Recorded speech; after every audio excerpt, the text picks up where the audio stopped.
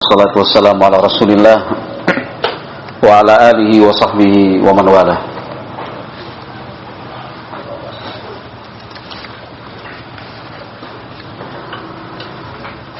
Kitab Al-Wasaya As-Salafiyah fil Ishratiz Zawjiyah.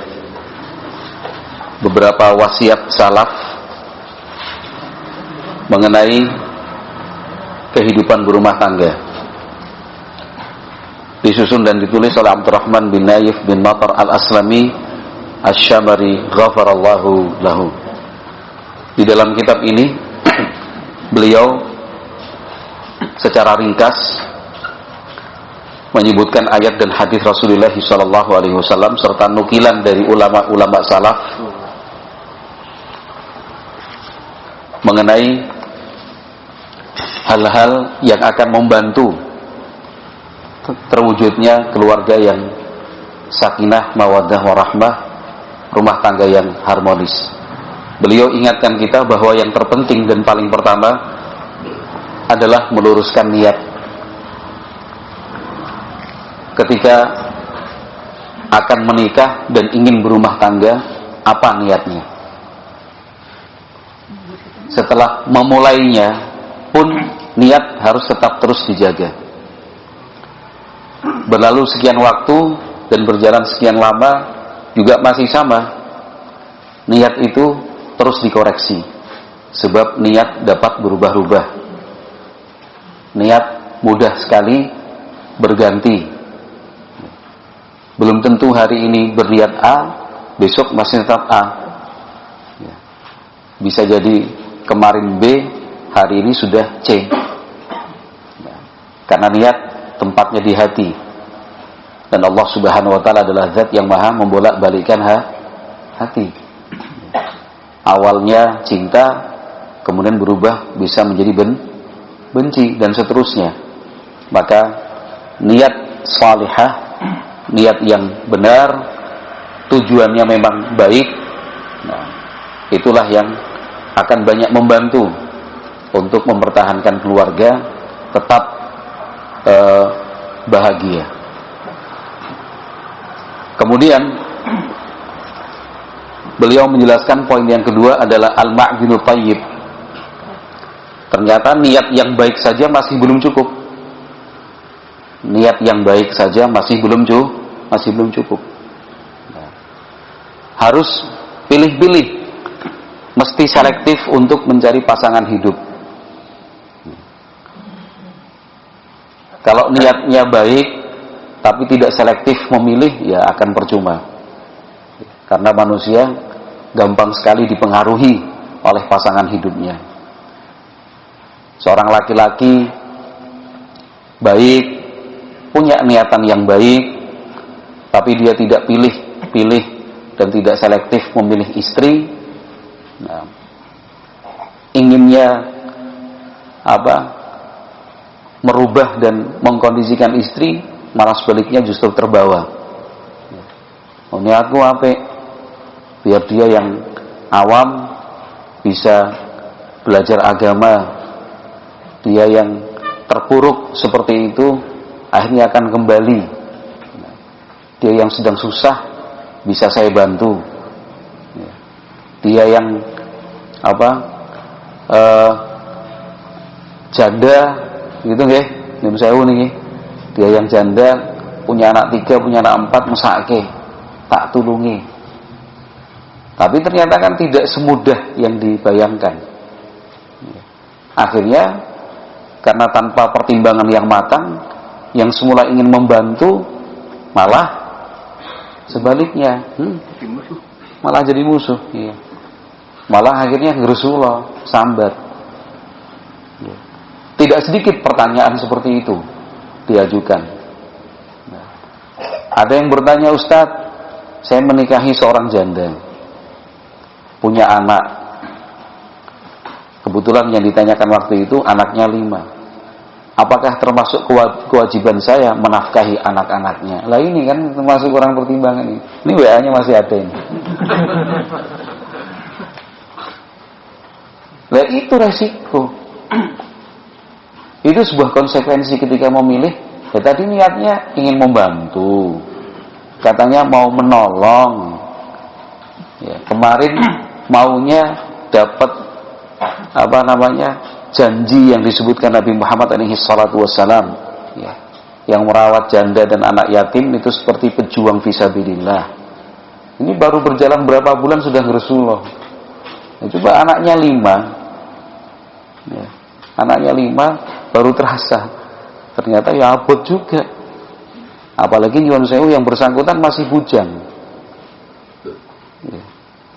Tapi tidak saya sebutkan tempat, nama dan inisialnya, ya. Tapi itu kejadian nyata. Bahkan sampai orangnya datang menemui saya. Jauh, bukan di Jogja, bukan di Jogja, ya.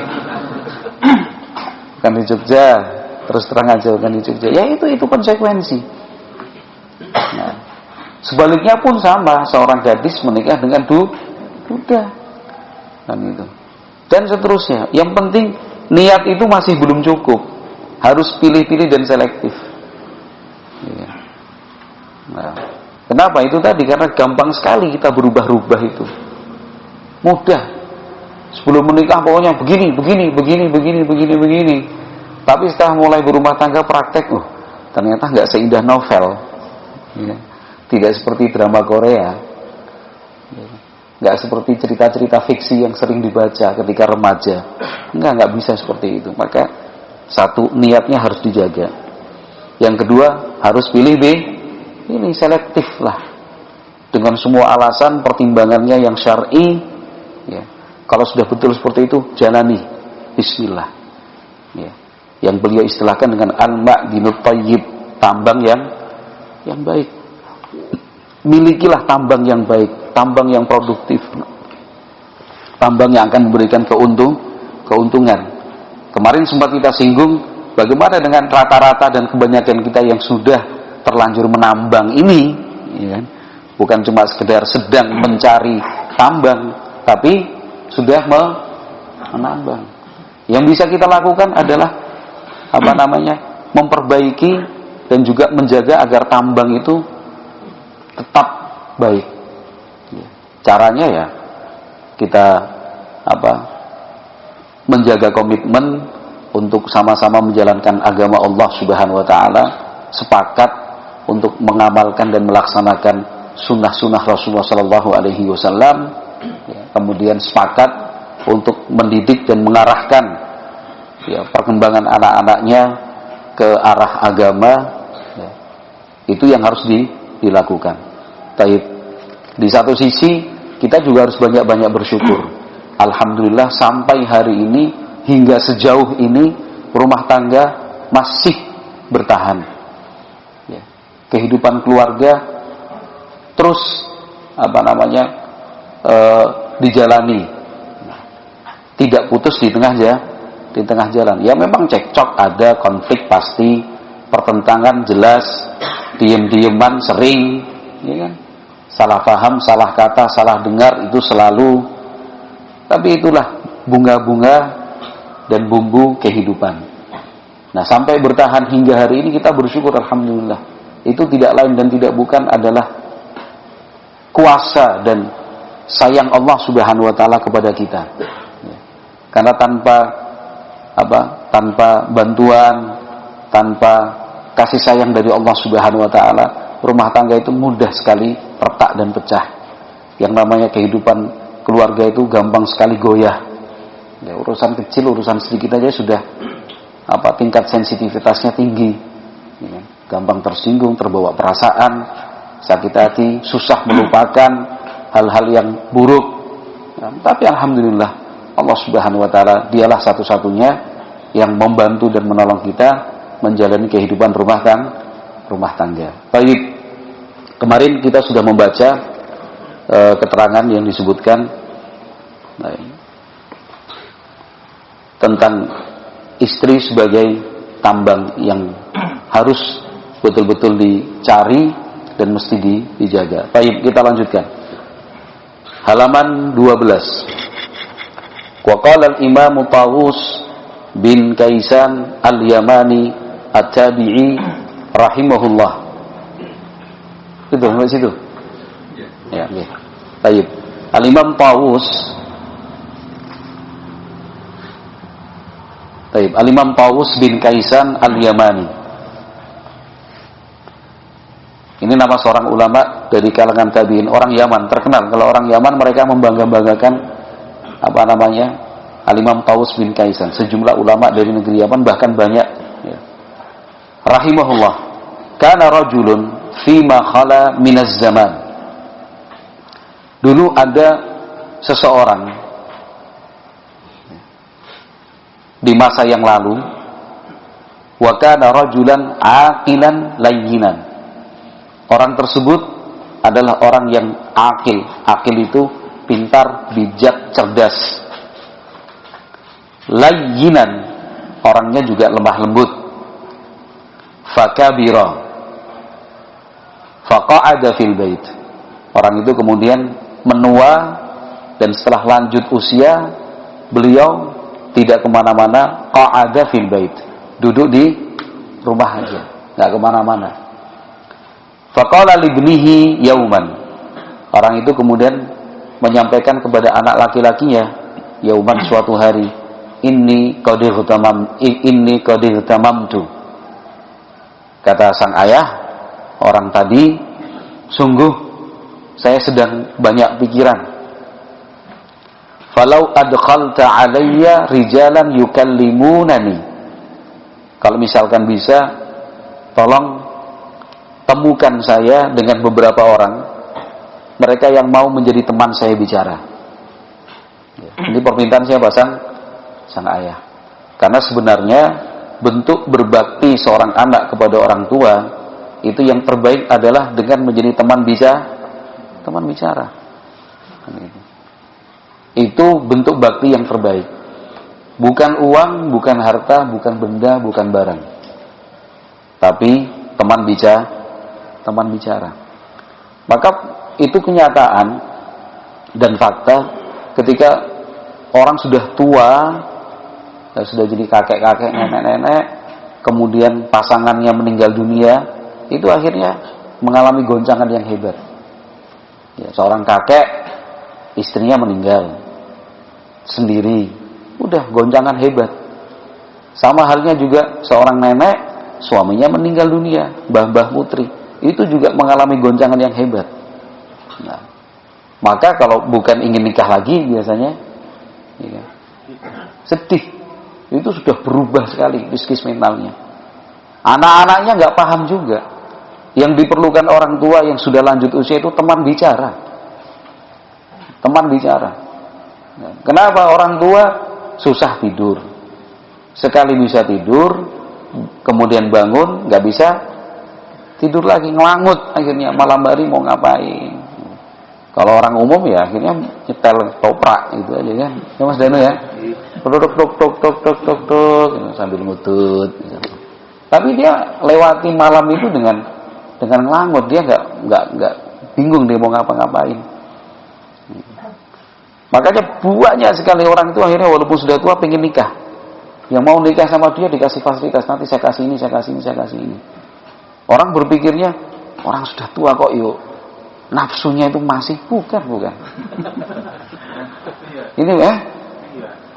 Iya ada.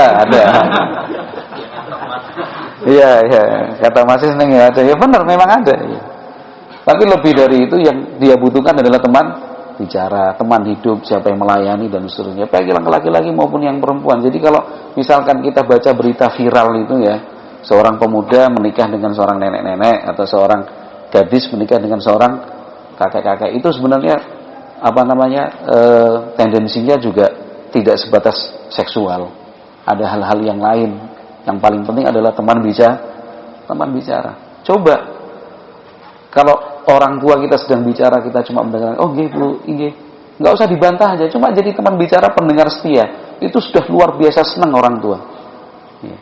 Tapi punya orang tua dibiarkan sendiri di rumah, semua fasilitasnya dilengkapi, bahkan lebih dari sekedar lengkap, percuma. Yang diinginkan orang tua bukan itu. Yang diinginkan orang tua, kapan Bali? Makanya dikit-dikit orang tua itu kalau jauh telepon, piye nduk? Mana kamu? Nih. Entahnya ibu iki piye to, bapak ini gimana to? Sesuk jalan suwe ra nilai aku. Ya kemarin pagi barusan Pilih. Ini hari ini sudah ditanyakan. Oh, ora tahu nilai bapak, ora tahu nilai ibu. Masya Allah. Ya sabar memang. Kita belum merasakan karena belum tua. Rasakin nanti. Ya bukan mendoakan untuk ngancem itu enggak. Kita akan merasakan ada saatnya ketika kita merasa kesepian, maunya ada anak yang ngajak bicara. Gitu Pak Dimingin ya. Terus mau Pak Dimingin. Ya, Pak Dimingin pulang dari Sumatera ya cuma pengen jadi teman bicara Simbah. Ya. Mbah. Tetap ada Pak Kamiran, tetap ada Pak Jum, tapi kalau ganti-gantian kan enak, seneng. Begitu Mbahmu? Iya. Gimana Mbah? Enak. Teman bicara. Kadang-kadang kalau kita perhatikan kakak-kakek, nenek-nenek berdua ngobrol itu kayak iri jadi. Bisa ngobrol, nggak tahu saya diobrol apa juga. Kadang yang satu sama lain yang nggak nyambung, sama-sama kurang pendengarannya. Tapi bisa tetap romantis. Sama-sama ngerti. Kue ramudeng, aku ramudeng, gitu aja. Yang penting kita ngomong. Gitu aja sudah. Ini Pak Klik. Iya, itu biasa aja sudah. Kita nggak usah. Bapak Ibu padu. Enggak. Itu memang sudah fasenya seperti itu. Fasenya seperti itu, sama halnya. Nah, itu tadi yang namanya orang tua disebutkan dalam Al-Quran, dia akan kembali ila arzalil umur, kembali seperti anak kecil itu kan maunya diajak ngobrol, diajak bicara, dia diberi kesempatan bercerita, atau kadang-kadang dia ingin mendengarkan cerita. Seperti itulah ya, jadi berbakti sama orang tua itu bukan dengan ini Pak tanah sertifikat tonton sedoso gitu. Kagungan panjenengan saya serahkan semua. Ini kalau rumah gedong itu ada villa 3 orang panjenengan. Percuma karena mereka sendiri sadar dan paham. Percuma punya karena akhirnya nggak bisa menikmati. Kau ngopo ning villa 3 orang, kamu lagu kayak gini. Capek. Tapi teman bicara. Baik. Nah ini tadi Al-Imam Tawus bin Kaisan Al-Yamani bercerita, orang itu sudah tua. Akhirnya irtamam tu punya gham itu punya pikiran berat. Akhirnya orang itu minta coba panggil beberapa orang lah, mereka yang bisa jadi teman saya bicara. Fadzahaba ibnuhu fajama'a nafaran. Anaknya berbakti. Akhirnya dia mencari beberapa orang, ya. Fajama'a nafaran, terkumpul sejumlah orang, faqala udkhulu fahaddithuhu. Kata si anak, silakan masuk rumah. Tolong ajak bicara bapak saya. Fa in sami'tum minhu munkaran fa'dzuruh. Nanti kalau beliau berbicara sesuatu yang kurang pas, kalian dengar itu, tolong diberi uzurlah, dimaklumi, sudah tua. Fa innahu qad kabira, sungguh dia itu sudah lanjut usia. Wa in sami'tum minhu khairan faqbalu. Tapi kalau yang kalian dengar itu sesuatu yang baik-baik, faqbalu, diterima. Ini anak berbakti juga ya, berusaha memahamkan, orang tetangganya keluarga ya dimaklumi, bapak sampun sepuh, ya kan? Ibu nggih sampun sepuh. Nanti kalau misalkan ngendika napa-napa kok mboten pas nggih, dimaafkan, dimaklumi gitu. Fadakhalu alaihi. Orang-orang tadi yang dipanggil, diajak, akhirnya mereka masuk bertemu.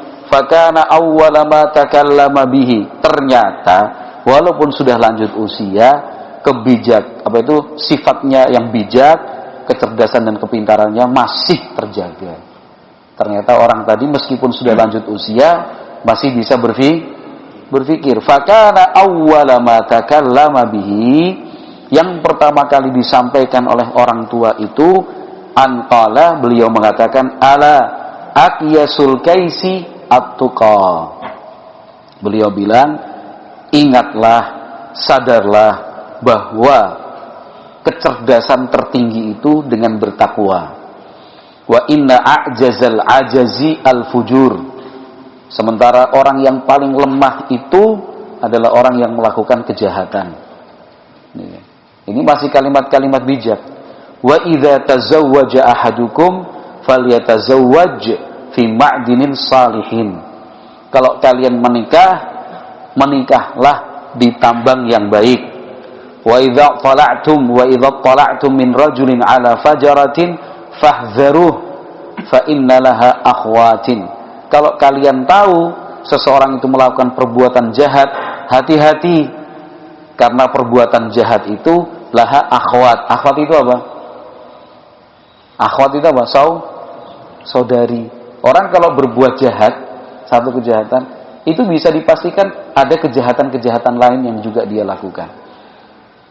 Karena al-maksiyatu tajurru ba'duha ba'dhan. Maksiat itu dia tarik-menarik dari satu maksiat ke maksiat berikutnya, maksiat berikutnya, maksiat berikutnya, maksiat berikutnya.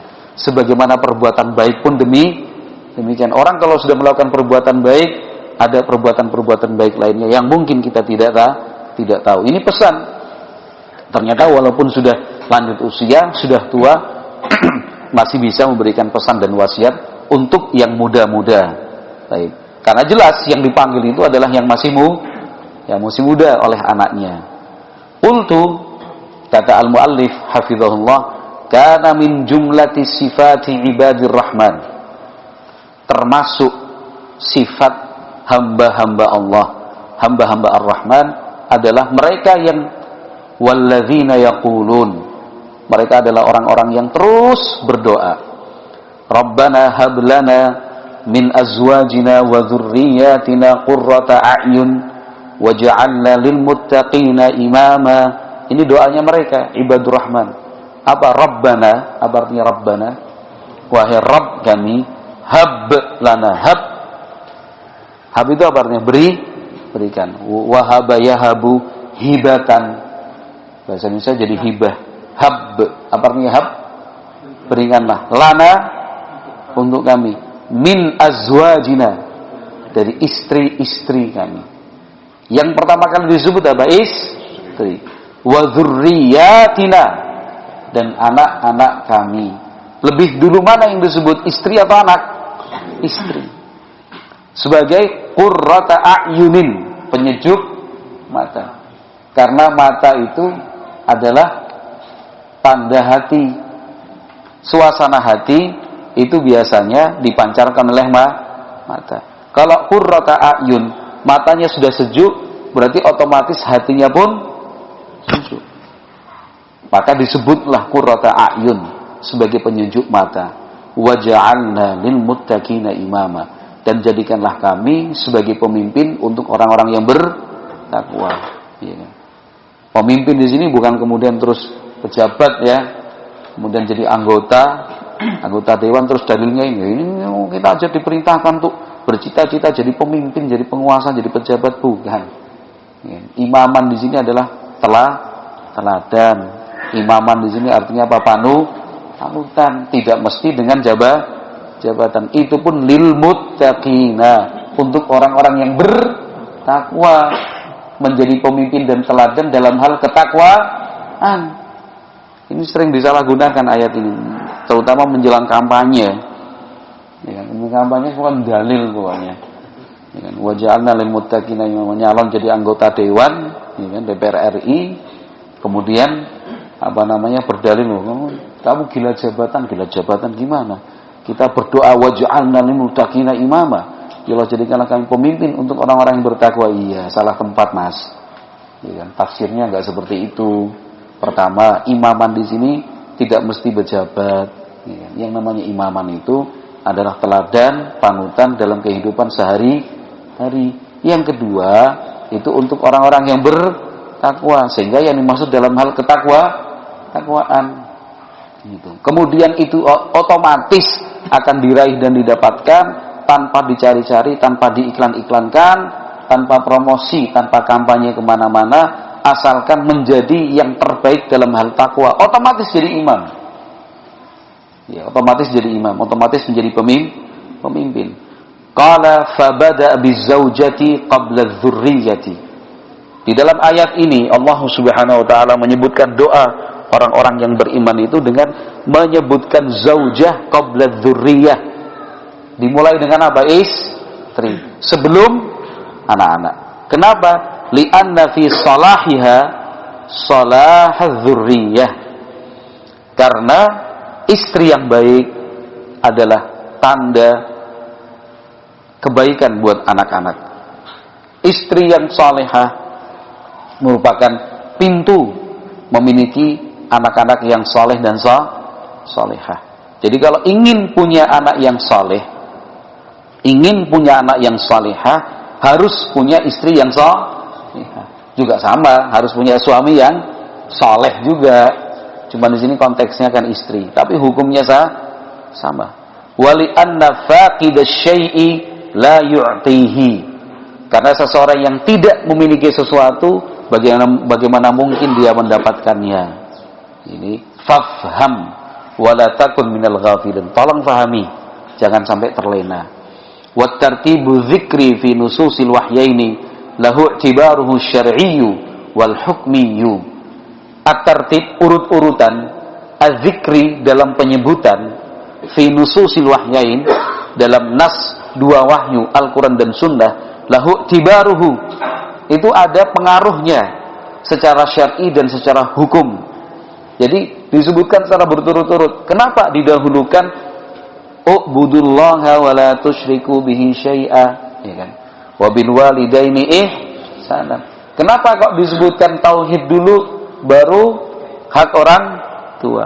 Itu bukan asal menempatkan, bukan asal menyebutkan, itu memang dibuat secara berurutan. Karena urut-urutan itu ada pengaruhnya secara syar'i dan secara hukum. Kenapa kok didahulukan ini? Kenapa tidak dibalik seperti ini? Para ulama ahli tafsir dan ahli bahasa membahasnya bahwa lahu tibaruhu asy-syar'iyyu wal hukmiyyu. Baik. Qala wa akhtimu bima qalahu Ibnul Arabi Al-Maliki rahimahullah. Saya tutup pembahasan ini dengan pernyataan Ibnul Arabi Al-Maliki rahimahullah, seorang ahli tafsir, ahli fikih dari kalangan mazhab Maliki. Beda dengan Ibnu Arabi. Ya, kalau Ibnu Arabi baru apa?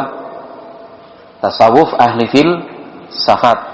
Yang membedakan itu alif lam. Kalau Ibnul Arabi ada al-nya, itu ulama ahli tafsir, ahli fikih dalam mazhab Maliki. Tapi kalau Ibnu Arabi tanpa ul, tanpa Ibnu Arabi, itu ahli tasawuf dan ahli filsafat. Baik, dihukumi para ulama sebagai orang yang sesat. Baik, qala rahimallahu wa idza lam yab'athillahu subhanahu wa ta'ala lirrajuli zawjatan salihatan wa 'abdan mustaqima fa innahu la yastaqimu amruhu ma'ahuma illa bi dhahabi juz'in min dinihi wa dzalika musyahadun ma'lumun bitajrubati. Kata Imam Al-Maliki Ibnul Arabi, apabila Allah Subhanahu wa taala tidak mengirim, maksudnya apa? Tidak memberikan lirajuli, untuk seorang laki-laki, zaujatan salihatan, istri yang salihah, wa 'abdan mustaqiman, dan budak yang baik, fa innahu la yastaqimu amruhu ma'ahuma, maka kehidupan dia itu tidak akan baik-baik ya, bersama istri dan budak, illa bidhahabi juz'un min dinihi, kecuali ada nanti bagian agamanya yang harus hilang dan direlakan. Wa dzalika musyahadun ma'lumun bitajrubati, itu nyata, itu musyahad itu disaksikan secara fakta di lapangan, bitajrubati, dengan banyaknya pengalaman-pengalaman yang sudah terjadi. Artinya seseorang itu kalau tidak mendapat istri yang baik, itu nanti agamanya akan hilang. Bidzahabi juz'in. Juz'in itu apa artinya? Bagian. Ada bagian agamanya yang hilang. Kalau punya istri yang na'udzubillah punya sifat-sifat yang buruk, mulai yang boros, nggak bisa diatur, ya kan? Cerewet. Banyak ngerumpi, ya kan? Bahas sana, bahas sini, kemudian tidak melaksanakan hak-hak suami, tidak mengerti merawat dan mendidik anak, ya kan? Isinya cuma protes sana, protes sini, sudah. Mau nggak mau, agamanya si suami itu akan berkurang dan terdampak. Tapi kalau punya istri yang salehah, baik, senang ngaji, manut, ya kan, disuruh itu juga mau, sudah, dijaga dan dirawat. Jangan lihat kekurangannya, jangan diingat-ingat kelemahan-kelemahan. Yang penting dia salehah, kelemahannya akan tertutup dengan kesalehahannya itu. Wallahu a'lam bishawab. Rabbana hab lana min azwajina wa dzurriyyatina qurrata a'yun waj'alna lil muttaqina imama. Wallahu a'lam bishawab. Subhanakallahumma wa bihamdika asyhadu an la ilaha illa anta astaghfiruka wa atubu ilaik. Alhamdulillah.